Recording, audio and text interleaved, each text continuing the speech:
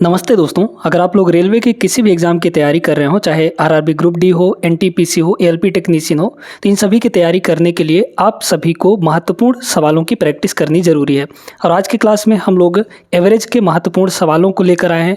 इनको सॉल्व करने का सबसे सटीक और बेहतरीन तरीका सीखने वाले हैं, तो बस वीडियो शुरू से अंत तक देखिएगा। पहला सवाल यहाँ पर क्या दिया गया है, बहुत अच्छे कॉन्सेप्ट सिखाएंगे, तो वीडियो छोड़कर नहीं जाना है आपको। पहला सवाल, 7 क्रमागत संख्याओं के एक अनुक्रम पर विचार कीजिए। यदि पहली संख्या 5 संख्याओं का औसत z के बराबर है, तो अंतिम 3 संख्याओं का औसत क्या होगा। यहाँ पर देखिए, बहुत अच्छा सवाल है, इसको एग्जाम्पल से कर सकते हैं। क्या बोला, 7 क्रमागत संख्याओं का एक अनुक्रम है, सीक्वेंस है, उस पर विचार करना है। पहले 5 का जो एवरेज है वो z के बराबर है, अंतिम के 3 का एवरेज कितना होगा। तो कोई भी 7 नंबर क्रमागत ले लीजिए, ठीक है, 2 से शुरू कर लीजिए, 3 से शुरू कर लीजिए, 10 से शुरू कर लीजिए, कहीं से भी शुरू करिए जहाँ से आपको आसान पड़े। हम लोग 1 से ले लेते हैं, ठीक है।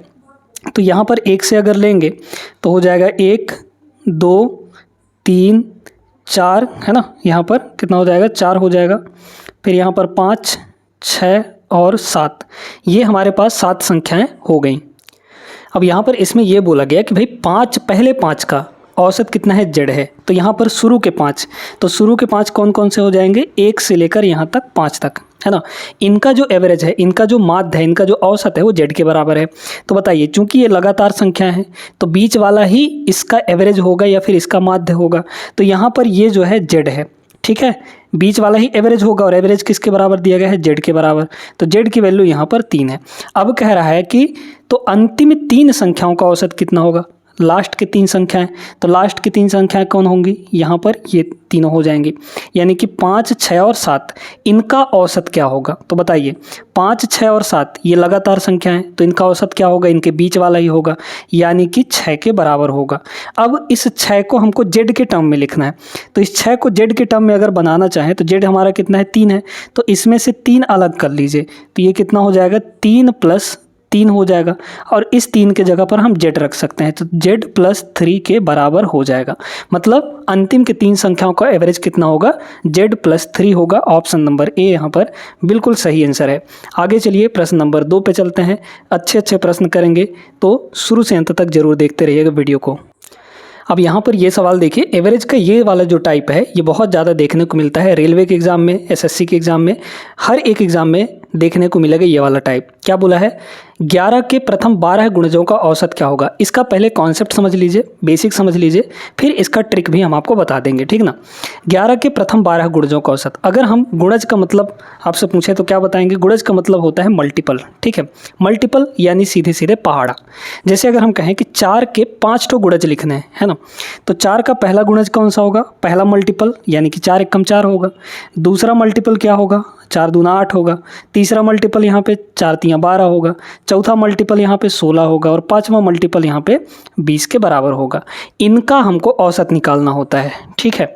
तो यहाँ पर ये हो गया हमारे पास, समझ में आ गया ना। तो अब यहाँ पर थोड़ा सा एक चीज़ समझिए कि जब भी हम किसी भी नंबर का गुणज लिखेंगे, तो जब गुणज लिखेंगे तो वो जो सीक्वेंस हमको मिलेगा, वो जो सीरीज़ मिलेगा, वो सीरीज़ एपी में होगा। एपी मतलब अरिथमेटिक प्रोग्रेशन में। कैसे, गैप यहाँ पर सेम होगा। किसी का भी गुणज आप लिखेंगे, किसी का भी मल्टीपल लिखेंगे, चाहे जितने भी मल्टीपल लिखें, वो सारे नंबर आपके एपी में होंगे, यानी कि गैप हर जगह सेम होगा। देखिए 4 4 का गैप है, 8 - 4 4, 12 - 8 4, 16 - 12 4। तो इस तरीके से ये हमारा एक एपी बन जाता है। तो जहाँ पर भी आपको एपी बनता हुआ दिखाई दे, तो एपी का जो एवरेज होता है, सीधे सीधे उसमें क्या करना होता है, जैसे इसी का अगर एवरेज निकालना हो तो एवरेज हमारा कितना हो जाएगा बताइए। तो शुरू वाले और लास्ट वाले को जोड़ना होता है, यानी a + l और डिवाइड बाई 2 कर देते हैं। बस इतना काम आपको करना है, यही कॉन्सेप्ट था मेन।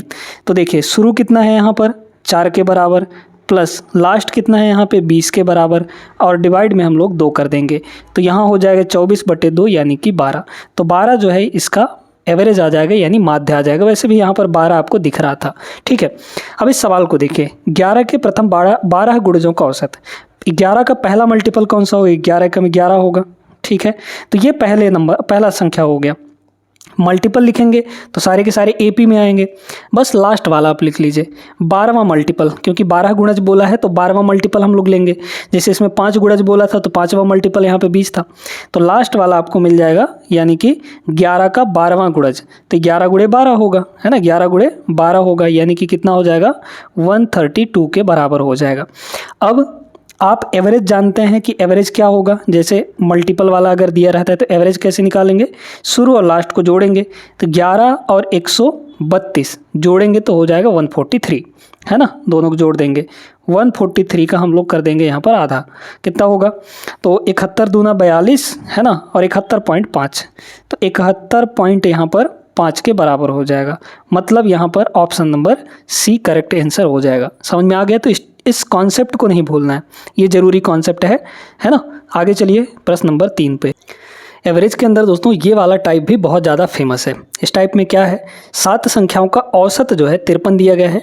बाद में यह पाया जाता है कि एक संख्या को गलती से 58 के बजाय 16 के रूप में पढ़ा गया है। इन दी गई 7 संख्याओं का सही औसत क्या होगा? गलती से 58 पढ़ना था सही वाला, लेकिन 16 पढ़ लिया गया जो कि गलत है ना। तो यहाँ पर देखिए इस टाइप के सवालों को करने का बड़ा अच्छा तरीका है। यहाँ पर कितना है, संख्या जो है वो 58 है, ठीक ना, उसको 58 पढ़ना था, सही क्या है 58 है, लेकिन यहाँ पर पढ़ कितना लिया गया है, 16 पढ़ लिया गया है। तो क्या कम पढ़ा गया है कि ज़्यादा लिया गया है, बताइए। 58 लेना था सही वाला, लेकिन कम ले लिया गया, यानी कि 16 कम ले लिया गया, है ना। तो कम लेने की वजह से एवरेज हमारा कम आ गया। एवरेज अभी कितना आया है, एवरेज यहाँ पर 53 के बराबर है। ध्यान से देखते जाइए एक एक चीज़, ठीक है। तो एवरेज 53 आ गया है, कब, जब 16 लिया गया है। ये बताइए कि एक संख्या में ही ना गड़बड़ी हुई है, तो एक संख्या में जितनी कमी होगी या जितनी ज़्यादा होगी वही टोटल में कमी या ज़्यादा होगी, यानी कि सम में जो टोटल योग होगा उनमें उतनी ही कमी या फिर बढ़ोतरी होगी, वृद्धि होगी। तो इसमें कितना कम लिया गया है पहले ये बताइए।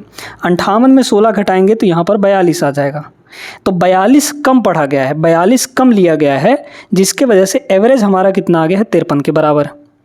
तो जब 42 टोटल में कम हुआ है तो एक संख्या में कितना कम हुआ होगा, हमारे पास टोटल कितनी संख्या है, 7 संख्या है ना, तो टोटल में 42 कम हुआ है तो एक संख्या में कितना कम हुआ होगा, डिवाइड बाई 7 कर देंगे, यानी कि 6 कमी हुई है ना, 6 कम होके ये आ गया है। तो सही एवरेज क्या होगा हमारा, बताइए। तो इससे 6 ज़्यादा होगा भाई, 6 कम होके ये आया है, 6 कम होके ये आया है, तो 6 इसमें जोड़ देंगे तो हमारा सही वाला निकल जाएगा। मतलब 53 और प्लस यहाँ पर 6 कर देंगे तो कितना आ जाएगा 59 के बराबर। 59 जो है इसका राइट आंसर होगा। इस टाइप के सवाल को अच्छे से समझ लीजिएगा, ठीक है। एक बार वीडियो चाहे तो फिर से पीछे करके देख सकते हैं। चौथे सवाल पे चलते हैं हम लोग। देखिएगा इसको, ये भी उसी टाइप का ही प्रश्न है। आप चाहें तो वीडियो रोकिए और एक बार लगाइए इसको। 40 छात्रों द्वारा प्राप्त अंकों का माध्य यहाँ पर 68 के बराबर है। बाद में यह पाया गया कि एक अंक जो है, मतलब एक संख्या गलती से 25 को गलती से 45 पढ़ा गया है। पढ़ना था कितना, यहाँ पे लेना था कितना 25, ले कितना लिया गया 45 के बराबर, यानी ज़्यादा ले लिया गया है। तो जब ज़्यादा ले लिया गया है तो माध्य ज़्यादा आ गया होगा, एवरेज ज़्यादा आ गया होगा। कितना आया है यहाँ पर 68 के बराबर आया है। ध्यान से देखते जाइएगा। अब यहाँ पर अगर हम कहें कि एक संख्या में कितना बढ़ा है, यहाँ पर कितना ज़्यादा लिया गया है, तो 20 ज़्यादा लिया गया है। ये एक संख्या में इतना ज़्यादा ले लिया गया है, मतलब सम में इतना ज़्यादा हो गया होगा, टोटल में इतना ज़्यादा हो गया होगा। तो एवरेज में कितना ज़्यादा हो गया होगा, यानी एक संख्या में कितना ज़्यादा हो गया होगा। माध्य या फिर एवरेज का मतलब होता है कि एक संख्या यानी कि बराबर बराबर कितनी संख्या है वो चीज़ होता है। तो बताइए ये है टोटल में इतना ज़्यादा हो गया है ना। तो हमारे पास 40 छात्र हैं, तो एक एक में कितना ज़्यादा हुआ होगा, बटे 40 कर देंगे तो 1/2 आ जाएगा। और 1/2 का मतलब होता है 0.5, है ना, 0.5। इतना सभी में ज़्यादा हो गया होगा, है ना। क्यों? क्योंकि हमने यहाँ पे गलत पढ़ लिया है 45, जबकि पढ़ना था 25। तो इतना प्लस हो गया है, एवरेज में इतना प्लस हो के आया है। तो हमको सही एवरेज निकालने के लिए जो हमारा गलत वाला एवरेज है उसमें 0.5 कम कर देंगे तो हमारा आंसर आ जाएगा। तो इसमें क्या करिए कि 0.5 यहाँ पर कम कर दीजिए। कम करेंगे तो 67.5 के बराबर आ जाएगा। समझ में आया बात? ऑप्शन नंबर डी होगा। तो जहाँ पे बढ़ रहा था उसको भी बता दिए, जहाँ पे कम हो रहा था उसको भी बता दिए। दोनों टाइप के सवाल आप लोग सीख गए होंगे। चलिए प्रश्न नंबर 5 को देखते हैं। अब यहाँ पर दोस्तों ये प्राकृत संख्याओं वाला जो सवाल है ये भी बहुत ज़्यादा पूछा जाता है। इनका पहले कॉन्सेप्ट समझिएगा। देखिए, अगर हम आपसे कहें कि प्रथम n प्राकृत संख्याओं का सम कितना होगा, योग कितना होगा, है ना। सम ऑफ, यहाँ पर देखते जाइएगा, पहला पॉइंट ये है कि sum of first n natural numbers, है ना, n नेचुरल नंबर, है ना, नेचुरल नंबर यहाँ पर कर देते हैं नेचुरल नंबर।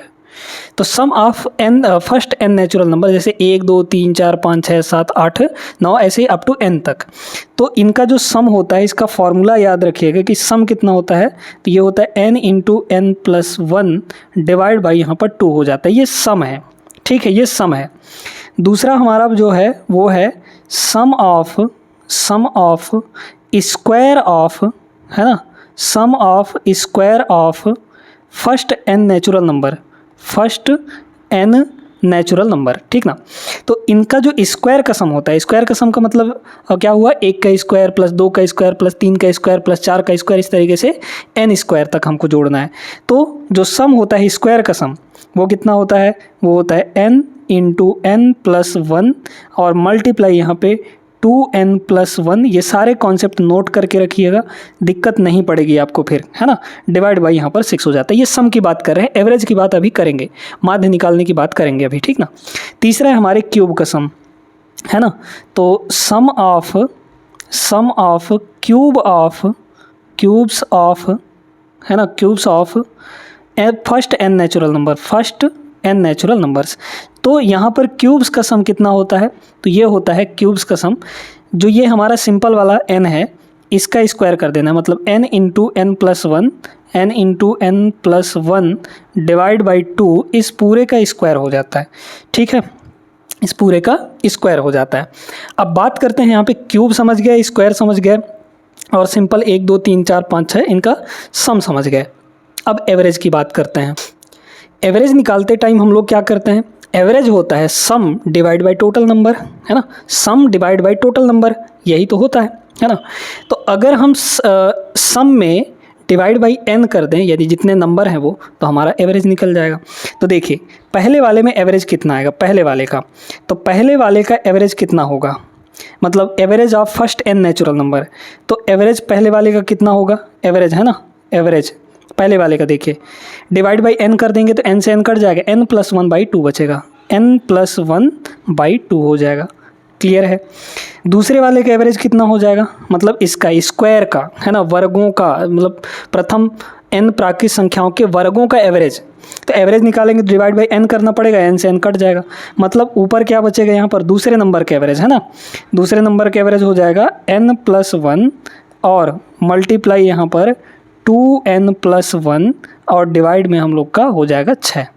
इसमें एवरेज कितना हो जाएगा, इसको n स्क्वायर लिख लीजिए और n स्क्वायर को बाहर कर लीजिए, तो एक n से एक n कट जाएगा, मतलब तीसरे वाले का एवरेज हमारे पास, इन सभी को नोट करके ज़रूर रखिएगा, तीसरे वाले का एवरेज हो जाएगा सीधे सीधे n into n plus 1 divide by 2 और इसका स्क्वायर, सिर्फ इतने का स्क्वायर होगा, है ना, ये क्योंकि n स्क्वायर बाहर आ जाएगा तो एक n से एक n कट जाएगा, तो एक ही n बचेगा। तो ये तीनों फार्मूले आपको याद रखना है। उम्मीद करते हैं समझ आ गया होगा। अब यहाँ पे प्रथम 10 प्राकृत संख्याओं के वर्गों को माध्य निकालना है। कितनी प्राकृत संख्याएं हैं, 10 हैं, तो n की वैल्यू यहाँ पर कितनी होगी, 10 के बराबर हो गई। वर्गों का माध्य चाहिए, तो वर्ग का सम ये है, वर्ग का माध्य ये वाला है, तो यही सेकंड वाला फार्मूला हमको बस लगा देना है, तो हमारा आंसर आ जाएगा, ठीक है ना। तो बताइए यहाँ पर कितना हो जाएगा आंसर, n प्लस 1 यानी कि 10 प्लस 1 हो गया 11, एवरेज निकाल रहे हैं, मल्टीप्लाई 2n प्लस 1, n की वैल्यू 10 है तो 10 दूना 20 प्लस 21, ये हो गया 21 और डिवाइड में हमारा 6 हो जाएगा, ठीक है। काटेंगे 3 से, 3 सत्ते 21 और ये हो जाएगा 3 दूना 6, मतलब ऊपर हो गया 77 और डिवाइड बाई यहाँ पर 2, तो 77/2 आ जाएगा इसका आंसर। तो पहले 10 प्राकृत संख्याओं के वर्गों का माध्य कितना होगा, 77/2 हो जाएगा। उम्मीद करते हैं सभी को समझ में आ गया होगा। अगले प्रश्न पे चलिए, क्वेश्चन नंबर 6। अब इस सवाल में एक ऐसा कॉन्सेप्ट, एक ऐसा ट्रिक हम आपको समझाएंगे कि इस सवाल में आपको पेन उठाने की ज़रूरत बिल्कुल भी नहीं है, सीधे सीधे आंसर बता सकते हैं। कितना होगा, 10 के बराबर होगा। अब कैसे आया, क्यों आया, इसकी बात करते हैं, ठीक है। अगर हम आपसे ये कहें कि ध्यान देते जाइएगा, है ना, यहाँ पर सारी चीज़ें आपको नोट करते हुए चलनी है। तो यहाँ पर sum of first n odd odd numbers, n odd numbers. तो n ऑड नंबर्स कैसे कैसे होंगे यहाँ पर देखिए, जैसे 1 हो गया, 3 हो गया, है ना, 5 हो गया, 7 हो गया, इस तरीके से अप टू कहाँ तक, n तक। इनका सम क्या होता है? तो जब ऑड नंबर की बात आती है तो ऑड नंबर का जो सम होता है वो सीधे सीधे सम जो हो जाएगा वो होता है n स्क्वायर। कितना होता है? n स्क्वायर के बराबर। जैसे अगर आपको ये बोला जाए कि प्रथम 15, है ना, sum of first n odd numbers, प्रथम 15 विषम संख्याओं, विषम प्राकृत संख्याओं का जो यहाँ पे टोटल है वो कितना होगा? तो 15 है, तो 15 का सीधे स्क्वायर कर देंगे, यानी कि 225 हो जाएगा। अब इसके एवरेज की अगर बात की जाए तो एवरेज कितना हो जाएगा, यहीं से निकाल सकते हैं। बताइए, सम है n स्क्वायर और नंबर कितने हैं? टोटल n है, तो n square divide by n जब करेंगे तो एवरेज हमारा सीधे सीधे कितना हो जाएगा? n के बराबर ही आ जाएगा। यानी कि इसमें अगर 10 पहले 10 विषम प्राकृत संख्याओं का माध्य बोला है तो 10 ही होगा आंसर। 12 विषम प्राकृत संख्याओं का माध्य बोलता तो 12 ही होता।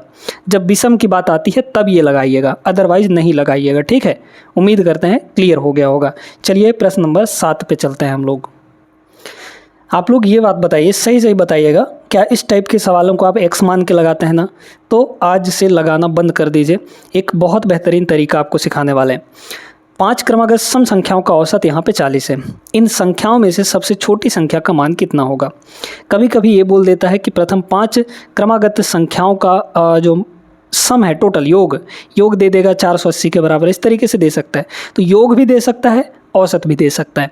औसत अगर दे दिया, क्रमागत संख्याओं का औसत, चाहे वो सम हो चाहे विषम हो, कुछ भी हो, है ना। अगर क्रमागत दिया है तो योग भी दे सकता है, आपको औसत भी दे सकता है। यहाँ पर औसत दिया है, अगर औसत दिया है तब तो और आसान है।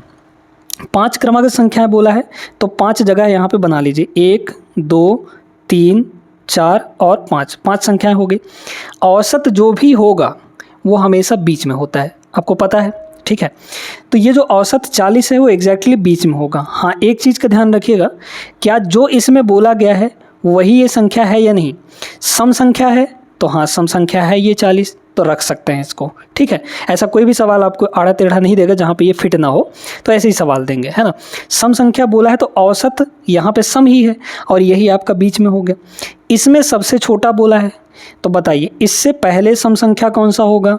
38 होगा। फिर इससे पहले सम संख्या कौन सा होगा? 36। इसके बाद सम संख्या 42। इसके बाद फिर सम संख्या 44। ये क्रमागत है। क्रमागत का मतलब होता है कंटिन्यूअस, लगातार। तो यही लगातार हैं। इनमें सबसे छोटा बोला था तो सबसे छोटा क्या हो जाएगा? 36 हो जाएगा। ऑप्शन नंबर बी हो जाएगा। अब इसमें कई तरीके के सवाल पूछा जाता है, जैसे आपको ये बोल दिया कि भाई इनमें सबसे छोटी और सबसे बड़ी संख्या में रेशियो बताइए, कितने का रेशियो होगा, या फिर सबसे छोटी और सबसे बड़ी संख्या का योग बताइए, यानी कि टोटल सम बताइए, ये भी पूछा जा सकता है। तो कई तरीके से सवाल बना के आपको दिया जा सकता है। अब इसी सवाल में अगर आपसे ये बोला जाए कि भाई प्रथम 5 क्रमागत संख्याओं का जो योग है, यहाँ पर औसत ना दे के आपको सम दे दे, यानी यहाँ पे टोटल दे दे। मान लीजिए कि टोटल यहाँ पे 320 है ना, 320 है, तो आप कैसे करेंगे, है ना, ये भी बात है। तो आपको अगर योग दे देता है, 5 ही क्रमागत संख्याएं बोली हैं, तो ऐसे ही 5 संख्याएं हम लोग बनाएंगे, मतलब 5 जगह बनाएंगे। टोटल कितना है यहाँ पर? 320 के बराबर, है ना। तो 5 संख्याएं बोला है तो 5 से डिवाइड करके एवरेज निकाल लीजिए, माध्य निकाल लीजिए। डिवाइड करेंगे हम लोग तो 5 छक्के 30 और 5 चौके 20, यानी कि 64 आ गया। और ये सम संख्या भी है, आपको सम बोला है ना, सम संख्या भी है, तो सम यहाँ पे 64 बीच में हो जाएगा। जो माध्य आता है वो एग्जैक्टली बीच में होता है, ये चीज़ ध्यान रखिएगा। अब इसी में सबसे छोटा सबसे बड़ा दोनों का योग सब कुछ निकाल सकते हैं हम लोग। सबसे बड़ा कितना हो जाएगा? यहाँ 66, यहाँ 68 होगा। सबसे छोटा यहाँ 62, यहाँ 60 हो जाएगा, इस तरीके से। तो तरीका एक ही है। अगर आपको सम दिया है तो पहले एवरेज निकाल लीजिए, और एवरेज दिया है, औसत दिया है, तो डायरेक्टली उसको बीच में रखिए। तो इस टाइप के सवाल अब आपसे बन जाएंगे बिना किसी परेशानी के। अब यहाँ पर ये जो सवाल है इसको भी हम 2 तरीके से बताएंगे आपको, ठीक ना। एक कक्षा की परीक्षा में 5 छात्रों का प्राप्तांक औसत यहाँ पर कितना है? 39.20, और उनमें से 3 का प्राप्तांक औसत 41 है। शेष 2 छात्रों का प्राप्तांकों का औसत कितना होगा? पहले बेसिक तरीका देखिए, लेकिन ट्रिक वाला तरीका और आसान है और वो बहुत जल्दी समझ पाएंगे आप लोग, बहुत कम समय में उसको लगा सकते हैं, ठीक ना। लेकिन पहले इसका बेसिक समझ लीजिए। देखिए, हमारे पास टोटल 5 संख्याएं हैं, 5 छात्र हैं। 5 छात्राओं का जो एवरेज है वो किसके बराबर है? 39.2 के बराबर, है ना। मतलब हर एक को कितना मिला है, औसतन नंबर यहाँ पे 39.2 मिला है। तो 5 छात्रों का टोटल कितना हो जाएगा, इन दोनों को मल्टीप्लाई कर देंगे, है ना। तो मल्टीप्लाई करिए, 5 दूना 10, है ना। फिर यहाँ पर हो जाएगा 5 नंबर 45, 1 46 और 5 दिया 15, 4 19, यानी 196 नंबर हो गया टोटल। अब इस 5 में से 3 का जो एवरेज है वो 41 है, 3 छात्रों का। तो इन 3 छात्रों का टोटल कितना हो जाएगा, इन दोनों गुणा कर देंगे तो 4 तियाँ 12 और 3 एकम 3, इतना हो गया। बताइए 5 छात्रों का टोटल नंबर यहाँ पे इतना था, जिसमें से 3 छात्रों का इतना है, तो 2 छात्रों का कितना होगा, इसमें से इसको घटा देंगे, तो घटाएंगे तो कितना हो जाएगा, 196 में 123 घटाएंगे तो 12 में से 19 में से 12 गया, ये हो गया 7 और 6 में से 3 गया, ये हो जाएगा 3। तो यहाँ पर 2 संख्याओं का मतलब 2 छात्रों का टोटल नंबर 73 के बराबर है। तो 2 छात्रों का जब 73 के बराबर है तो एवरेज कितना होगा, 73/2 हो जाएगा, है ना। बटे 2 मतलब क्योंकि 2 छात्र हैं, तो दोनों का नंबर कितना हो जाएगा, यहाँ पे 36.5 हो गया, 36.5। अब मान लीजिए कि अगर आपको ये संख्याएं कुछ बड़ी बड़ी आड़ी टेढ़ी दे दी जाती तो मल्टीप्लाई करने में दिक्कत होता। फिलहाल यहाँ पर ऑप्शन नंबर 20 का करेक्ट आंसर होगा, ये तो समझ गए आप लोग, ठीक ना। तो ये होगा बेसिक तरीका। और अगर आपको नंबर बड़ा बड़ा दे देता तो उसमें मल्टीप्लाई करने में समय लगता। जैसे यहाँ पे मल्टीप्लाई हमने किया है तो ये नंबर आसान थे तो जल्दी मल्टीप्लाई हो गए, लेकिन कहीं खतरनाक नंबर दे दिया तो फिर दिक्कत होगी। इसके लिए आपको दूसरा तरीका सीखना ज़रूरी है। दूसरा तरीका देखते जाइएगा क्या है, ठीक है। यहाँ पर 3 का जो एवरेज है 3 छात्रों का वो कितना है, 41 के बराबर। बड़े ध्यान से सुनते जाइएगा। और सभी 5 ठोका, है ना, बाकी यहाँ पे बचे 2। और सभी 5 का जो एवरेज है वो किसके बराबर है, यहाँ पर 39.2 के बराबर, 39.2 के बराबर, ठीक है। ध्यान देते रहिएगा। अब ये सभी का टोटल का एवरेज है, टोटल 5 छात्रों का एवरेज इतना है। इन 5 छात्रों के एवरेज टोटल में से ये कितना कम या ज़्यादा है, 3 का। आप ये देखिए पहले, ये ज़्यादा है इससे, तो कितना ज़्यादा है यहाँ पर, 1.8 ज़्यादा है ना, ज़्यादा है ना 1.8। भाई 41 में 39.2 घटाएंगे तो 1.8 ज़्यादा, 1.8 आ जाएगा। तो यहाँ पर जो एवरेज है 3 संख्याओं का, 3 छात्रों का, वो 1.8 ज़्यादा है। 3 का मतलब यहाँ पर ऐसा कह सकते हैं कि औसतन, तीनों का औसतन यहाँ पे 1.8 ज़्यादा है, एक में 1.8 ज़्यादा है। तो 3 में कितना ज़्यादा होगा बताइए, तो 18 3 54 हो जाएगा, है ना। तो 5.4 3 ठो में ज़्यादा होगा। तो इधर तीनों में कितना ज़्यादा हो गया बताइए, तो 5.4 ज़्यादा हो गया, 5.4 ज़्यादा हो गया। अब जब 5.4 इधर ज़्यादा हुआ है तो इन 2 में 5.4 कम होना चाहिए, तब तो जाके एवरेज हमारा बैलेंस होगा, ठीक है। यहाँ 3 में 5.4 ज़्यादा है, तो इधर ये जो 2 बचे हुए हैं इनमें 5.4 कम होना चाहिए। इधर ज़्यादा है तो इधर कम, अगर इधर कम होता तो उधर ज़्यादा करना पड़ता हमको, ठीक है। तो इधर 5.4 कम करना पड़ेगा 2 में, है ना। 2 में 5.4 कम करना पड़ेगा। तो जब 2 में 5.4 कम करना पड़ रहा है तो 1 में कितना कम करना पड़ेगा, बटे 2 कर देंगे, यानी कि एवरेज में कितना कम हो जाएगा। इसको करेंगे तो माइनस का 2.7 आ जाएगा, यानी इतना कम होना चाहिए इन 2 का एवरेज। वही ना पूछा है आपको, शेष 2 छात्रों का औसत कितना होगा। तो हमारा जो टोटल का एवरेज है वो कितना है, 39.2 के बराबर। इसमें कितना कम होना चाहिए, 2.7 कम होना चाहिए। तो इसमें 2.7 कम कर दीजिए। कम करेंगे तो कितना हो जाएगा, 12 में से 7 गया, ये हो गया 5, और 38 में से 2 गया, यहाँ पर हो गया 36, ठीक है। तो 36.5 ऑप्शन नंबर बी हो जाएगा। दोनों तरीके आप लोग लगा सकते हैं। ये पहला वाला तरीका था, है ना, और यहाँ पर ये दूसरा वाला मेथड था। उम्मीद करते हैं दोनों तरीके आपको अच्छे तरीके से क्लियर हो गए होंगे। इस प्रश्न को देखें कि भी उसी टाइप का है, लेकिन लैंग्वेज थोड़ा अलग करके पूछा गया है। एक कक्षा के 3 छात्रों के एक परीक्षा में औसत अंक 25 में से 18 नंबर हैं, ठीक, औसतन, है ना। 2 नए विद्यार्थी परीक्षा देते हैं, वह न्यूनतम अंक कितने हैं जो एक नए छात्र द्वारा प्राप्त किए जा सकते हैं और यह अन्य छात्रों से कम हो तथा 5 छात्रों का कुल औसत बढ़कर यहाँ पे 20 हो जाए, ठीक है। देखिए करना उसी तरीके से। 3 छात्रों का जो एवरेज था वो कितना था, 18 नंबर, है ना। और सभी 5 का, क्योंकि 2 और शामिल होते हैं, तो जब 2 और शामिल होंगे तो यहाँ पर टोटल कितने हो जाएंगे छात्र? 5 हो जाएंगे। और उन 5 छात्रों का टोटल औसत कितना हो गया? 20 के बराबर। तो पाँचों का टोटल कितना हो गया? 20। क्लियर है? अब इससे ये 3 का कितना कम है या कितना ज़्यादा है ये देख लीजिए। तो 20 से ये 2 कम है, तो यहाँ पर 2 कम हो गया। ये एक ठो में 2 की कमी है, यानी औसत में 2 की कमी है। तो इन 3 में कितने की कमी हो जाएगी भाई? 1 में 2 की कमी, तो 3 में 3 दूना 6 की कमी हो जाएगी। यहाँ इन 3 में 6 की कमी है, तो इधर आपका 6 ज़्यादा होना चाहिए। 6 ज़्यादा होना चाहिए कि नहीं? 2 में 6 ज़्यादा होना चाहिए। तो जब 2 में 6 ज़्यादा होना चाहिए तो 1 में कितना ज़्यादा होना चाहिए? डिवाइड बाई 2 कर देंगे, यानी कि +3 होना चाहिए। तो 1 में यहाँ पर 3 ज़्यादा होना चाहिए। अगर इनकी बात करें, मतलब औसत की बात करें, तो औसत में 3 ज़्यादा होना चाहिए। पुराना औसत यहाँ पे 20 है, इसमें 3 ज़्यादा कर दीजिए, यानी कितना हो जाएगा? 23 के बराबर।